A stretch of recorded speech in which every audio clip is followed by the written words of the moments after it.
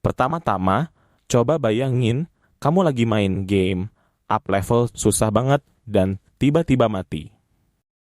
Gimana rasanya? Nah, ini cuma game aja, tapi ternyata kehidupan juga sering ngasih kita momen game over yang nggak enak. Bisa-bisa kita mikir, kenapa sih? Kok aku harus kalah? Tapi tahan dulu. Tidak semua orang bisa menerima kekalahan dengan tangan terbuka. Ada alasan-alasan kenapa banyak yang struggle buat menerima kenyataan pahit ini. Jadi, gimana menurut kalian? Kalau penasaran, tonton terus video ini, dan kita bakal bahas lebih lanjut. Pastikan untuk like, subscribe, dan kasih tahu apa pendapat kalian di kolom komentar ya. Jangan lupa, gagal itu enggak selalu buruk, tetapi bisa menjadi pintu menuju kesuksesan. Ayo kita mulai. Aku yakin teman-teman pernah ngerasain yang namanya gagal. Nah, aku mau bahas alasan pertama yang sering jadi penyebab kita nggak bisa menerima kekalahan, yaitu takut pada penilaian dan opini orang lain. Apakah kamu sering mendengar orang berkata, gagal adalah kunci kesuksesan, tapi kenapa sebagian dari kita susah banget menerima kalau kita kalah? Hari ini kita bakal kupas tuntas alasan-alasan seperti itu.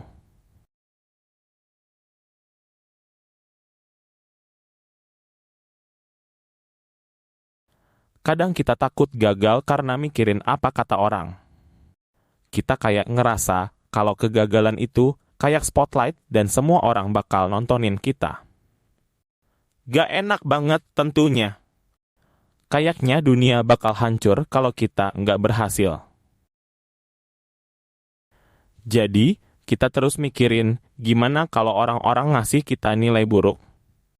Atau apa yang bakal mereka bilang tentang kegagalan kita. Kayaknya lebih enak terus-terusan pura-pura berhasil.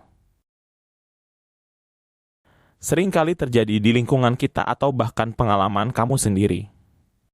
Kamu mau mencoba hal baru, tapi takut gagal gara-gara takut teman-teman atau lingkungan sekitar kamu bakal nyinyir. Ngapain sih kamu nyoba? Pasti gagal. Nah, ini yang bikin kita ngerasa kalau kegagalan itu lebih serem daripada hantu. Tapi, coba kita pikir, sebenarnya siapa yang peduli banget sama kegagalan kita? Jawabannya adalah kita sendiri. Dan guess what? Gak semua orang peduli sama kesalahan kita. Mereka lebih sibuk mikirin masalah mereka sendiri. Jadi, jangan takut untuk mencoba. Coba aja dulu. Jadi, kita udah bicara soal takut penilaian orang, sekarang kita masuk ke alasan kedua yang gak kalah seru, kekurangan diri dan rasa kebanggaan yang kelewat tinggi.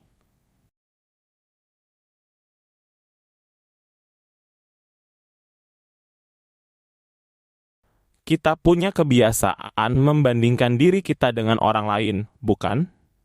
Nah, pas kita gagal, otak kita mengeluarkan semua catatan kecil kekurangan kita dan membentuk gambaran kalau kita memang kurang oke. Contohnya, kamu mungkin pernah berpikir, aku kok gak sehebat dia ya? Atau kenapa aku tidak bisa berhasil seperti teman-temanku? Nah, ini yang membuat kita merasa kekurangan diri. Terus, ada yang namanya rasa kebanggaan yang terlampau tinggi. Kita merasa kita itu udah jagoan, udah hebat, sehingga ketika gagal, rasanya seperti jatuh dari langit ketujuh. Jadi, kita tidak bisa menerima kekalahan karena merasa kebanggaan kita telah hancur. Dan yang lebih penting, tidak ada salahnya untuk merayakan kesuksesan orang lain tanpa merasa kalau diri kita ini kekurangan.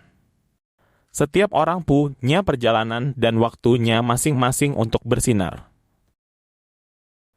Bagaimana perasaanmu setelah gagal? Pasti bikin down, bukan? Kali ini, kita mau bahas alasan ketiga, yaitu kurangnya skill pengelolaan emosi yang sering bikin kita stuck di masa lalu.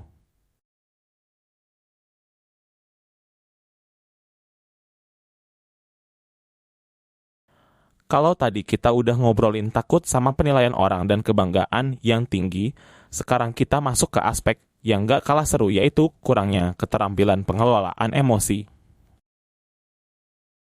Setelah kegagalan, emosi kita mendadak bisa menjadi roller coaster yang gak kelar-kelar. Nangis, marah, frustasi, sampai akhirnya merasa hancur. Kalau kita tidak bisa mengelola emosi ini, bisa-bisa kita bakal terjebak di situ terus, di tempat yang sama dan tidak bisa maju ke depan. Satu lagi, kita sering menghadapi emosi kita tanpa memikirkan apa solusinya. Misalnya, kita marah, tapi gak ngerti kenapa, dan akhirnya menyalahkan diri sendiri terus-menerus. Padahal, sebenarnya kita bisa belajar dari kegagalan, bukan malah berlarut-larut bermuram durja. Yang paling penting adalah belajar mengenali emosi kita dan memberi waktu untuk diri sendiri agar bisa move on. Kalau kita bisa menghargai perasaan kita sendiri, itu adalah langkah awal yang besar untuk kamu maju ke depan. Kita udah membahas takut penilaian orang, kebanggaan yang tinggi, dan kurangnya keterampilan mengatur emosi. Sekarang kita akan membahas tantangan psikologis yang mungkin selama ini jadi misteri di balik setiap kegagalan.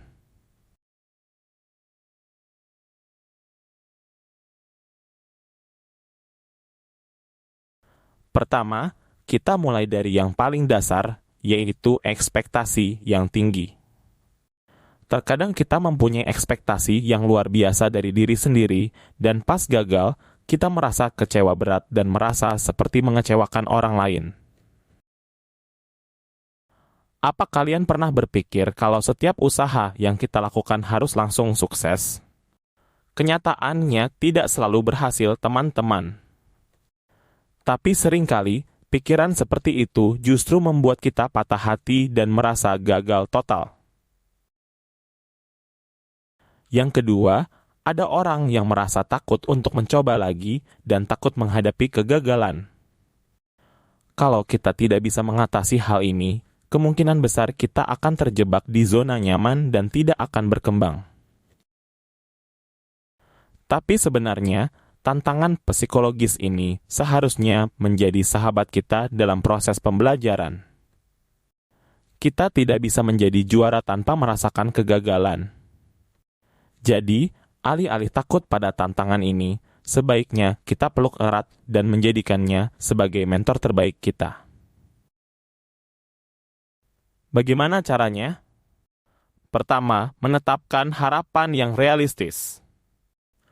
Kedua, hilangkan ketakutan untuk gagal lagi.